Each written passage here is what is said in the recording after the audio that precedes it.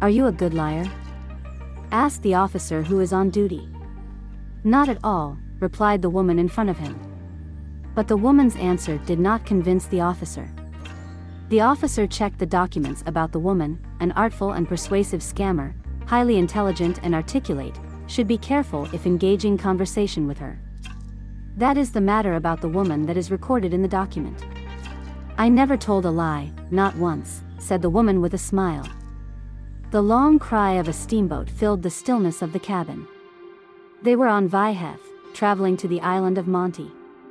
The man was the officer in charge of transporting prisoners, and she was a prisoner, her hands bound with chains. You repeatedly said that in court. The officer said. Of course, that asshole judge. Don't listen to me though. Rosen then asked if that was what was written in the document. You said it when you arrested too, asked the officer again. Of course, because it's so unfair, Rosen replied to the officer. The officer looked at Rosen, he wrote something on the paper, then asked what her name was. The woman smiled sarcastically when she heard the question. Unless you've been living under a rock, no one doesn't know her name. It was not arrogance. Wherever she went, her story was everywhere. Her face appeared in the newspaper daily. It's protocol, tell me your name, asked the officer again. Rosen Walker, answered the woman to the officer. The woman gave her real name, but the name was not the same as what was in the document, so the officer told the woman to tell him the name that was in the document. Rosenhauers, the woman answered again. So, you were sentenced to 50 years at the age of 17. You were imprisoned in Perin Female Penitentiary, from which you escaped after 1 year. You managed to crawl down a cliff and climb Adobe Mountains with your bare hand, then you were arrested in St. Vigna the following 3 months of hiding. You were then sentenced to 25 years and moved to Alcapez, a maximum security prison. 5 years later, you escaped again. As he was reading the documents with an expressionless face, his forehead suddenly wrinkled. It says here you escaped from Alcapez using just a spoon. The officer asked if what was written was true. Rosen then told how she got the spoon by sleeping with the disgusting guard there. But before she could finish her words, the officer stopped him. Spare me the details, just answer the question, said the officer to Rosen. She nodded her head without saying a word. Rosen looked at the officer, so good-looking even he frowned. The famous war hero, Ian Connor. No one never saw his face during the war. Every time an aircraft flew overhead, flyers with his face on them would rain down, and when his voice was broadcast in the sky, people would all look up mesmerized. The government knew all too well how simple it was to fool the masses, and handsome young pilot was the perfect medium. Admit the despair and unrest brought by the war, we need Ian Connor. And your crime? Ian questioned to Rosen. His voice cut off her flow of consciousness as soon as it hit her ears. She opened her eyes wide and shrugged with an innocent face. Because I escaped twice, I shattered the pride of the Imperial Army, remember? Rosen reminds him. However, Ian doesn't want to hear that. He just wants to know how Rosen ended up in jail in the first place. I'm innocent, Rosen replied to Ian. Now she was getting irritated. She kicked his desk, dissatisfied. What she knew, he knew, and everyone knew. The people of high ranks were anxious to ask one more time. To try and get her to admit her guilt. I told you, I don't care about you claims.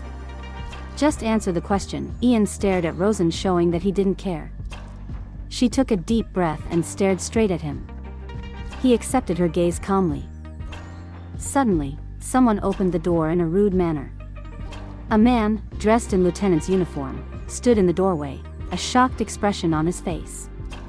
He looked younger than Ian Kerner. Although he looked too young to take on such serious duties, his superior, Ian Kerner, was just over 30. What in the world are you doing? Asked the man to Ian. Ian then explained that he was asking a question to the prisoner. It's protocol to verify the information in prisoner file when they're being transferred. And she is our foremost charge, answered Ian to the man. The man scratched his head while letting out a sigh.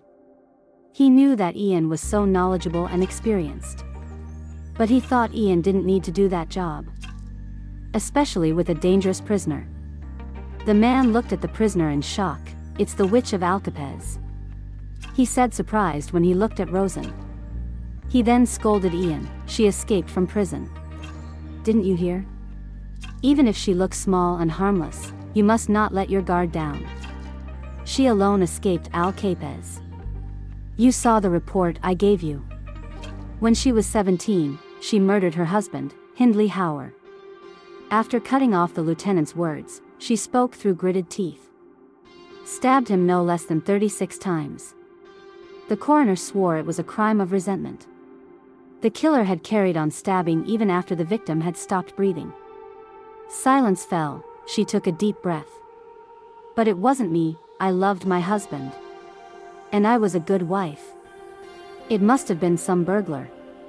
So many people were jealous of Hindley. They don't even carry out a proper investigation.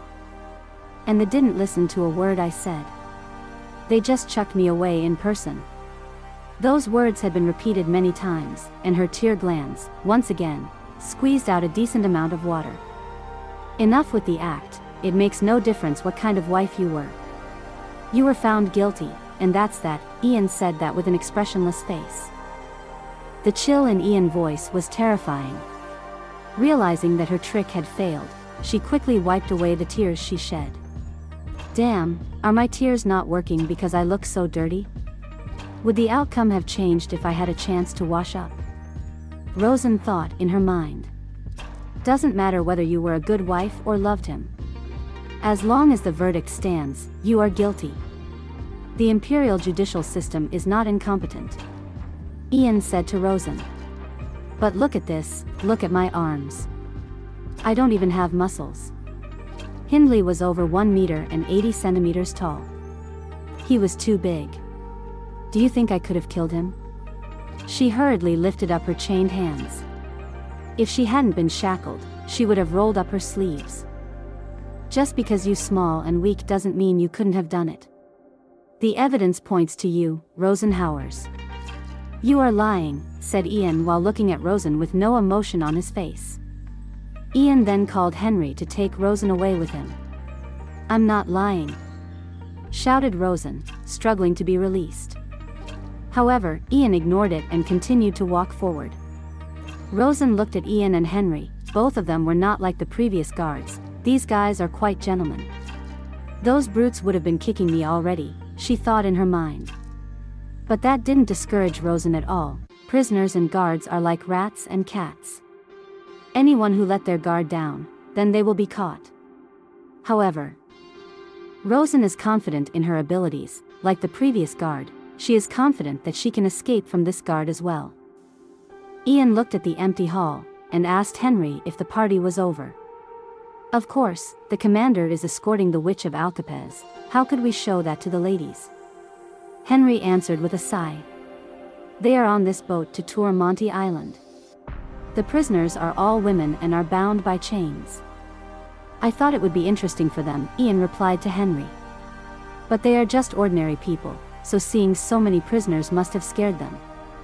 Many things changed after the war. The Vyheth was one of them. The former military supply ship was converted into a passenger steamer. The ship that was once full of smoke, gunfire, and wounded soldiers, quickly became home to extravagant balls and loud music. And the destination of the newly decorated ship was the Isle of Monty. She felt that it was quite comical. She, as a prisoner who was being sent to the most dangerous prison in the world, shared the ship with the wealthy elite who considered the gruesome prison as a tourist spot. They would have puked had they seen this horrid, stinking mess. A corpse rotting on the battlefield would probably smell better than her.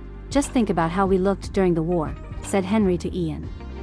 Henry gripped his gun tightly as he pushed her forward. Ian still didn't understand why Henry was so vigilant around her. Actually, it was kind of funny. A big bear-like man paying keen attention to the movements of mouse-sized woman. "Henry, calm down. Don't waste your energy on things that don't matter." Then Ian apologized to Rosen for his friend's rude attitude. Ian then took them to the deck of the ship. Looking down from the deck, the sea looked like a black dragon. It was like a gigantic creature that wriggled its spine with each wave. It was more eerie than majestic. She didn't expect to ever see the sea in her life. "So you dug a tunnel out of Alcapez?" Ian asked Rosen. She looked at Ian and answered the question. "Did you really go down the cliff using only your bare hands?" asked Ian again. Rosen started to laugh at that question. Many people didn't believe what happened. Because of that, they started calling her a witch. The last successful escape from alcapez was 36 years ago by a witch. So when the jailbreak was first reported to the press, people were convinced Rosen was a witch. Decades had passed since the steam engine was invented. The continent was lined with trains, and with steam power, they could float airships in the sky. An era where magic was persecuted and science was developing. However, traces of the old days still remained. The number of witches decreased and they hid themselves in the dark, but they did not disappear. "Do you think I would have ended up like this if I were a witch? I'd never have been caught in the first place." Rosen said that while showing her handcuffed hands. If she really was a witch, there's no way she would be there. "Sir, it's best not to believe her. This woman lies whenever she opens her mouth. They say she's fluent in lies. It's also mentioned in her documentation, right? When she was arrested for killing her husband, she shed tears while pretending to be pitiful, and almost deceived the entire nation. Henry says that shows that he doesn't like the witch being there. Look. If I were a witch, I would have sealed your lips so that you wouldn't be able to talk. I even passed the magic test. Is Sir Colonel Lieutenant so stupid that he can't comprehend objective facts?" She glared at Henry again. Henry was flushed, as if he was ashamed of being rebuked by someone like her. He pulled her chains tight and raised her voice. "Henry Reville, stop and do what you are ordered. If you can't control your emotions and run wild, I will report it to upper management." Ian gave the last warning to Henry. Ian approached Rosen. When Ian and Rosen got close, he bowed down to meet her eye level. His gray eyes scanned her from head to toe. Rosen Howers, the most famous escapee in the Empire, the Witch of Alcapez. Whether you're a liar, or telling the truth, a witch, or an ordinary person, I don't care. I just want to tell you a few clear facts.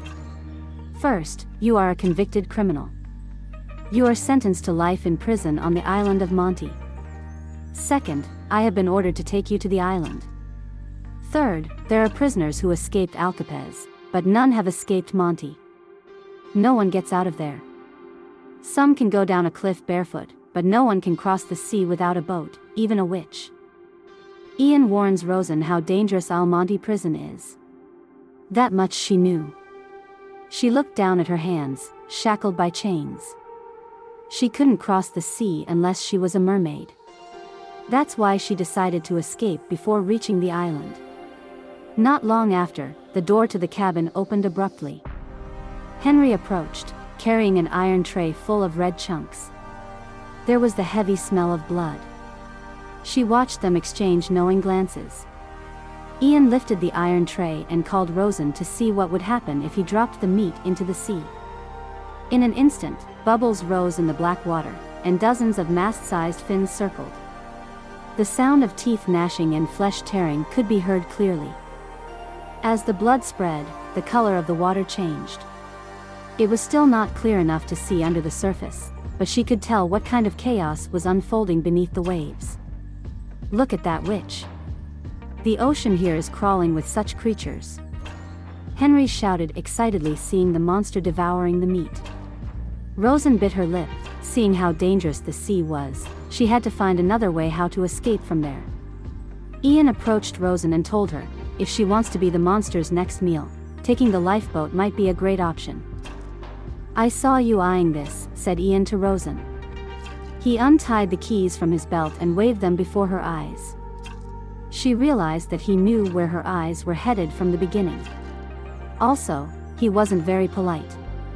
She knew her image of him was an illusion. His face approached hers, slowly. A straight nose, curved eyebrows, and cool eyes. It was the same as the flyers. However, the smile she saw was far more dazzling than what a piece of paper could capture. Ian Kerner was not a gentleman. A jailer couldn't be a gentleman. Throughout her life, she had never been treated as a human by these people, let alone as a lady. The cell door opened, and she was pushed into it. "Are you really not going to tell me?" asked the woman next to her. The woman asked Rosen. She wanted to know what Ian said to her. Rosen then replied that it was nothing important, and said that escaping from there is very difficult. "Is that really it?" asked the woman again, not satisfied with her answer. "What are you getting at?"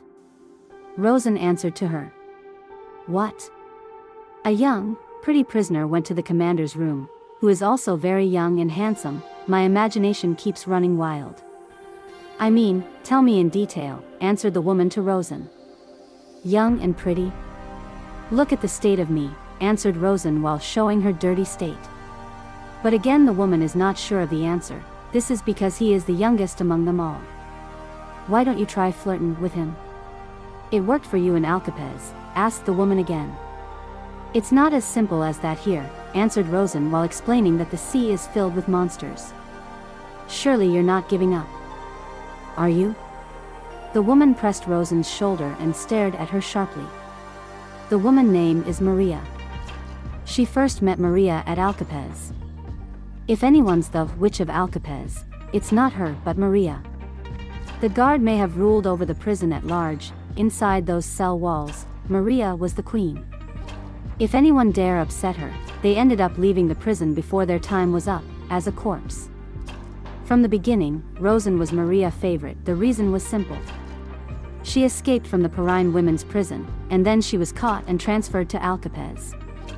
Maria found out about her second jailbreak while she was digging under her toilet in Alcapez. After making a name for herself as a prison breaker, her life became rather boring. Ironically, she did better in Alcapez, which was worse than Perrine women's prison. The inmates treated her well. Their favor was strange at first, but now she understood why. They wanted her to succeed. They hoped that she could live a peaceful life somewhere and destroy the pride of the Imperial Army. She was charged with murdering her husband and escaped twice. She was their idol. Rosen held Maria's hand and told her, "Nope, you know me, Maria. I never give up," Rosen said with a face full of enthusiasm. Maria gave her a cigarette. Rosen smiled at the unexpected gift. It must have been difficult to find, as there were no supplies on the ship. She lit a match and put the cigarette in her mouth. After savoring the smell for a while, she suddenly thought of something. The commander, Ian Kerner. Wasn't he originally a pilot? Rosen asked Maria. He doesn't understand why Ian can be there as an officer, when he has already served the country a lot. With his service to the war, Ian should be able to become a successful member of the government. Beats me, maybe he got sick during the war and got transferred. Maria replied. She frowned, remembering Ian. Rosen thought she didn't see anything wrong with Ian. Maria chuckled. Then she started poking her in the side. The pain doesn't have to be from a wound, mental pain can also happen. Maria doesn't care about all that. We just gotta work on seducing him so we can get out of here, she said to Rosen. Of course she agreed with that. In fact, she had similar thoughts until she was called to his cabin for an interview. All she had planned to do was distract him and steal keys from his belt. Suppose she succeeded in getting the key. It was impossible to cross the sea full of monsters in a lifeboat without an engine. She didn't think there was any other way. Maria hardened her expression while smoking the cigarette she had just lit. But due to the noise, Rosen's mind was disturbed. Maria looked at her, confused. It turned out that the sound was coming from outside, not from inside. Rosen looked around with a puzzled expression. A child was seen outside the cell playing with a ball. The soldiers who guarded them did not stay past their shift hours. The guards must have thought that it was okay because the cell was locked. It was common when shifts overlapped. Her hair was neatly combed and braided. Her body was clean and injury-free. "Hey, little girl." Rosen called the girl. The blonde child, who was bouncing around, looked back. With a sound that was neither too loud nor too soft, she began to whisper yell at the child. "You can't stay here. Where are your parents?" said Rosen again.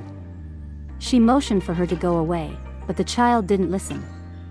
Rather, when she saw her, she was more excited and ran to the door of the cell. Rosen glanced anxiously at the dirty floor. She could catch a disease, or an odor could get on her clothes. The girl came closer and introduced herself as Lila Reville. It was a name she knew. Rosen then asked if Lila knew Henry, and she replied that Henry was her uncle. That idiot should have taken better care of his niece when it was his time to watch her. Rosen didn't think that Henry was so careless. She then told Lila that she shouldn't be there. That place is not a place for children to play.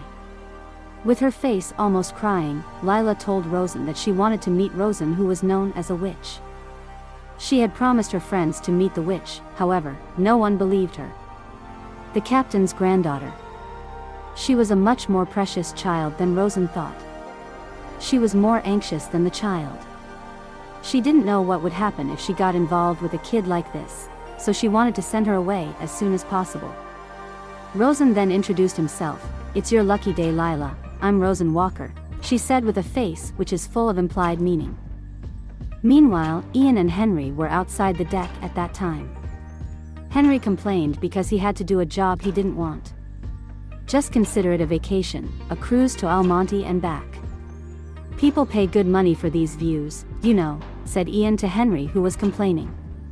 "It was too remote for my taste. We sacrificed so much for peace, and now it's like they're bored of it. To think they choose to sail through monster-filled water to tour a prison." Henry thinks that people are not grateful for what they have done. Ian just smiles listening to Henry complaints. He thinks that his attitude is still the same as before. Henry then said that Rosen is also from Ryerton. Ian immediately responded to the name of the city. He furrowed his brow. "You don't need to worry about me, I'm fine now, seriously," said Henry when he noticed that Ian was looking at him with concern. He just wanted to tell Ian that Rosen was outside when he committed the crime. He knew that Ian also knew because he gave the file to Ian. "I thought maybe that's the reason you're paying her extra attention," said Henry to Ian. Ryerton, it was the name of the city that was devastated by bombs during the last war. They couldn't even call it a city anymore. All that was left were the remains of blackened buildings, and countless bodies buried so deep in the ground that they could never be recovered. It was the hometown of Ian Kerner and Henry Reville, and where they attended military academy. It was also the place where he first flew on an airship. It's annoying how lucky she is. She would have died in the bombing had she not escaped from prison, Henry thought so. However, Ian didn't think the person who spent his time in prison was so lucky. He knew Henry also understood how the prison called Almonte was. But she is still alive. Unable to contain the emotion that erupted while he was speaking, Henry started raising his voice again. Henry sometimes violently poured out his emotions, not directed at anyone in particular. It was a habit from the war. Back to prison again. "Are you really Rosen Walker?" answered Lila happily. She was so happy when she met Rosen. Lila then asked Rosen if what was said in the newspaper was true. She tried to answer in such a dry way that the child would get bored. Unfortunately, what she had done was too interesting. Even if you recorded the simple facts of Rosen life, it was a thrilling story. "Then can you really use magic?" said Lila, impatiently waiting for Rosen's answer. "Would you answer a few questions for me, Lila?" Rosen had not answered Lila's question earlier. The child, who was excited to answer, unexpectedly paused. Rosen understood. It was normal to get scared when you thought a simple game had real consequences. She gently comforted the child. "Do you want to see magic?" he said to Lila. However, Lila hesitated to answer Rosen's question. "Grandpa said I'm never to do a favors for prisoner," she said to Rosen. "Don't you want to see some magic?" Rosen tried to persuade Lila. Rosen tried to look as harmless as possible. Without even trying, she knew she looked pretty weak.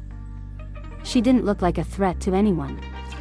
After hesitating, the child nodded her head. After Lila agreed, Rosen asked Lila if she knew Ian or not. Lila happily answered. Yes. He's my uncle's boss. He's a war hero and the best pilot in the world. Then Rosen asked again, are you guys friends? He asked Lila. Lila replied that she wasn't very close to Ian, because he was a little scary to her. However, Henry once told Lila that Ian loved him very much. Ian just didn't show it to Lila. Ian already knew Lila when she was still in the womb. So indirectly, Ian can be said to be Lila's uncle as well. Is he married? Does he have a lover? Rosen asked again. He doesn't even have a fiancé. The people around him are clamoring for him to get married soon. But Ian doesn't seem to think much of it.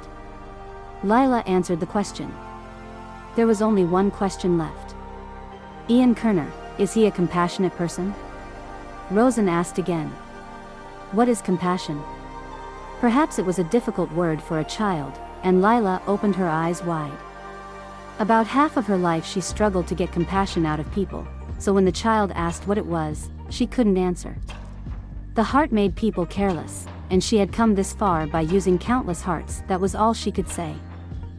Compassion is when you feel sorry for someone, darling. Maria cut through the silence, and responded with a cheerful voice. Letting a dog in from the rain. Holding the hand of a child with a fever and praying. Bursting into tears when someone else is crying. That's compassion. Oh, you mean love? Replied Lila with a happy face. Maria's long explanation was abbreviated by the child's words. Maria nodded with a caring smile, but Rosen only smiled bitterly. Ian, I don't think he likes anyone that much. He is not very friendly. Lila said to Rosen. As expected. She remembered those gray eyes that were indifferent even when she cried. Ian Kerner was a soldier and a warrior. Being sympathetic was a flaw for soldiers. If he were such a person, he would not have been able to survive the war. Lila, who was monitoring her expression, added hastily. Was she afraid that she would think badly of him? But, I think Ian is a good person. He is a hero who saved us all, said Lila again.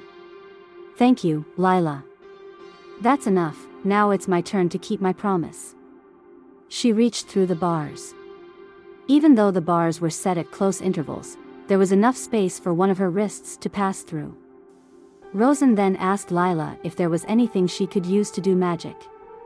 Just a few coins, Lila replied while placing the coins on Rosen's palm. What are you going to do with it? Lila asked Rosen. Magic always needs a medium. She answered like a skilled storyteller, and Rosen spread her palms out in front of her. Seeing her empty palms, the child exclaimed.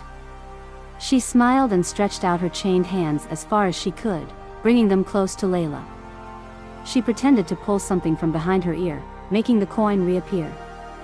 Layla couldn't even utter an exclamation this time. Rosen was a little surprised by her innocent face, her mouth wide open. She smiled. Rosen then gave the coin to Lila as a lucky coin. Let me tell you a secret. At sundown, the coin will turn to gold. She told her to keep it a secret from others. Otherwise, the spell wouldn't work. Did you really use magic? Maria asked playfully. Rosen smiled mischievously. You know I didn't. It was a simple trick. Not even as good as a street magician. When the sun goes down, she'll notice, oh, I was fooled. But it'll be too late then. I've gotten all the information I needed, he said to Maria. Well, like you said before, if you really were a witch, you wouldn't be here in the first place. There is one option, you couldn't get all the way to land by lifeboat, but there is somewhere you could go, Maria said that while looking at Rosen with a look that said she had a plan.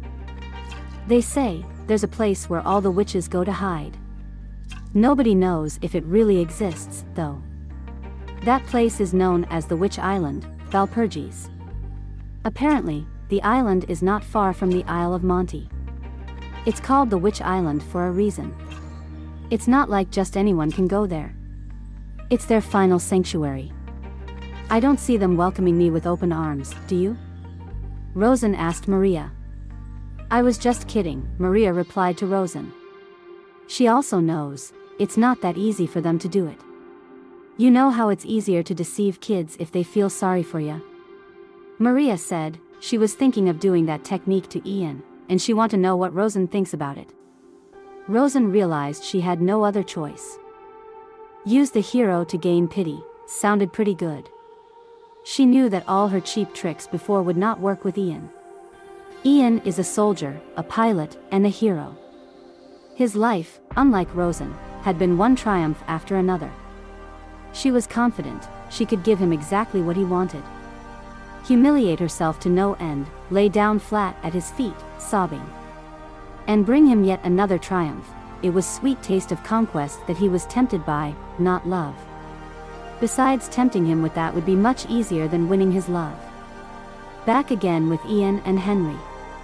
Ian carefully listened to Henry every time. He didn't say much until it was over, unless he was asked directly.